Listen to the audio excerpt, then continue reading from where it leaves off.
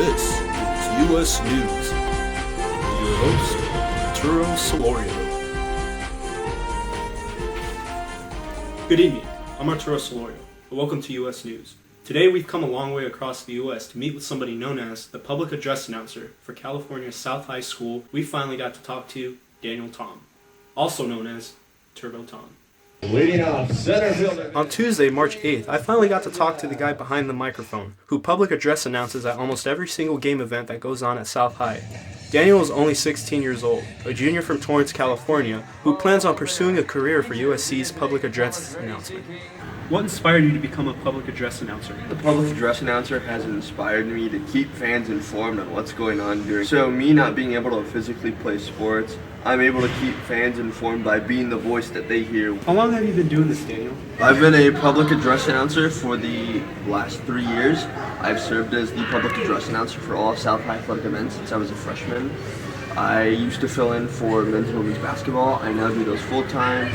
I do football as well as baseball and volleyball. Not only is he a public address announcer, he is also the first person ever to be a PA announcer at South High. Who is your inspiration and what does your typical game day look like? My inspiration has a lot of guys that have inspired me to do this.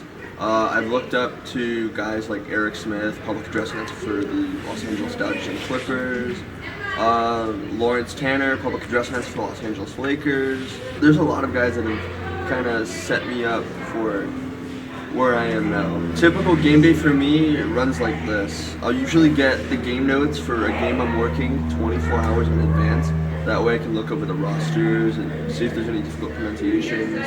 I'll get lineup sheets put together, and then on game day I'll get to the venue about an hour before game time. Say you hit a three-pointer, I'll say three-pointer Arturo Solorio.